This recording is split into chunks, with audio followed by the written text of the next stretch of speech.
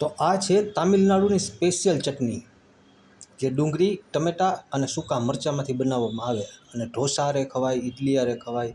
કંઈ નથી કરવાનું, કડાઈમાં તેલ ગરમ થઈ જાય, એમાં કાંદા સુધારેલા મોટા મોટા નાખી દો, એના પછી થોડીક આંબલી નાખી દો, એના પછી સૂકા મરચાં નાખી દો લાલ, એના પછી લસણ નાખી દો, બસ, અને ટમેટાં નાખી દો અને ત્યાં સુધી એને ચડવા દો જ્યાં સુધી ટમેટાની છાલ ઉતરવા લાયક ન થઈ જાય.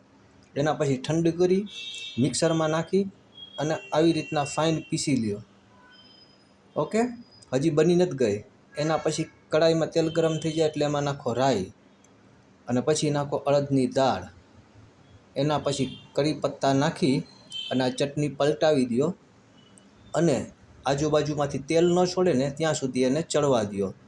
તો આ તમિલનાડુ સ્પેશિયલ ચટણી તૈયાર થઈ ગઈ. ભજીયા ખાજો, બહુ મજા આવે. એના પછી બીજી ચટણી મારા તરફથી ફ્રી.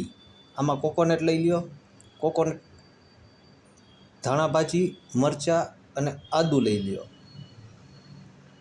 અને અહીંયા લઈ લ્યો થોડાક દાળિયા. બસ, આને બધાને મિક્સ કરી અને આ રીતના પીસી લ્યો ગ્રાઇન્ડરમાં. બરાબર, આવડી ગયું.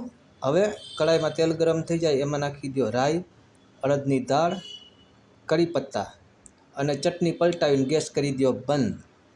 એટલે આ આપણી કોકોનટની ચટણી બનીને તૈયાર થઈ ગઈ. વિડીયો ગમ્યો હોય તો લાઇક, શેર અને સબસ્ક્રાઈબ કરવાનું ન ભૂલતા.